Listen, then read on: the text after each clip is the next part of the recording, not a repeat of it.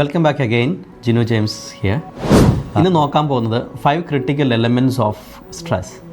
അപ്പോൾ സ്ട്രെസ്സ് ഉണ്ടാകുന്നതിന് മുമ്പ് തന്നെ അത് എങ്ങനെ സംഭവിക്കുന്നു എന്നുള്ളൊരു വിശദീകരണമായിരിക്കും പോവുക. ഏറ്റവും ആദ്യമായിട്ട് നമ്മളതിന് എക്സ്പ്ലനേഷനിൽ പോകുന്ന ട്രിഗർ എന്ന് പറയും. ട്രിഗർ എന്ന് വെച്ചാൽ നമുക്കൊരു പ്രശ്നമുണ്ടായി എന്ന് വിചാരിച്ചു, ആ സമയത്ത് പിന്നീട് നമുക്ക് വരാൻ പോകുന്നത് ഇൻറ്റേർണൽ തോട്ട്സ് വരും. രണ്ടാമത്തത് ഫിയർഫുൾ തോട്ട്സ് അല്ലെങ്കിൽ അപ്രൈസൽ എന്ന് പറയും. Fearful thoughts. അപ്പോൾ ആദ്യം നമുക്കൊരു തോട്ടായിരിക്കും വരിക, ഇനി ഞാൻ എന്ത് ചെയ്യും, ഇത് എന്നെക്കൊണ്ട് മാനേജ് ചെയ്യാൻ പറ്റത്തില്ല.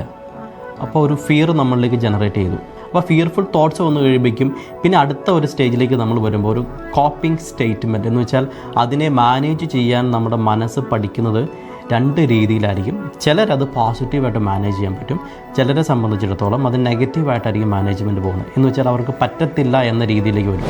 മൂന്നാമതായിട്ട് ആങ്ഷ്യസ് ഫീലിംഗ്. അതായത് നമുക്ക് ഈ സ്ട്രെസ്സ് വന്നു കഴിയുമ്പോൾ നമുക്ക് ആങ്സൈറ്റി പതുക്കെ ഡെവലപ്പ് ചെയ്യാൻ തുടങ്ങും. അതായത് ആങ്ഷ്യസ് ഫീലിംഗ്, ഇനി ഞാൻ എന്ത് ചെയ്യും. നമുക്ക് ഫിസിക്കൽ സിംറ്റംസ് ആയിട്ട് അത് അനലൈസ് ചെയ്യാൻ തുടങ്ങും. നമുക്ക് നെഞ്ചിടിപ്പ് കൂടും, ശ്വാസമൊക്കെ ഇങ്ങനെ ഇത് വരാൻ തുടങ്ങും.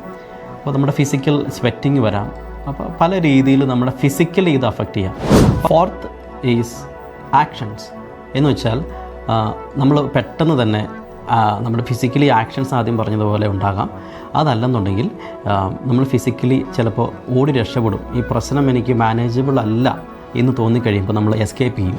സ്റ്റേജ് എന്ന് പറയുമ്പോൾ കോൺസിക്വൻസസ്. നമ്മൾ ഇത്രയും പ്രശ്നങ്ങളൊക്കെ ഉണ്ടായല്ലോ, അപ്പോൾ ഇതിനൊരു കോൺസിക്വൻസ് ഉണ്ടാകാം. ആ കോൺസിക്വൻസ് എന്ന് പറയുന്നത് നമുക്ക് അൺമാനേജബിൾ സിറ്റുവേഷൻസിലേക്ക് വന്നു. അപ്പോൾ നമ്മൾ പല തരത്തിൽ കോപ്പിംഗ് സ്റ്റേറ്റ്മെൻറ്റ്സും സ്ട്രാറ്റജീസും അതിനെ മാനേജ് ചെയ്യാനുള്ള പല തരത്തിലുള്ള ടെക്നിക്കൽ പരീക്ഷിച്ച് നോക്കി. എന്നിട്ട് അത് മാനേജ് ചെയ്യാൻ പറ്റുന്നില്ല, എസ്കേപ്പ് അടിക്കാൻ തുടങ്ങി, എന്നിട്ട് മാനേജ് ചെയ്യാൻ പറ്റില്ല. And thank you so much. ഇനി അടുത്ത എപ്പിസോഡിലേക്ക് നിങ്ങൾ ഈ എപ്പിസോഡിൽ കൃത്യമായിട്ട് കണ്ടാൽ വിശദമായിട്ട് മനസ്സിലാക്കാൻ പറ്റുകയും ചെയ്യും. Thank you.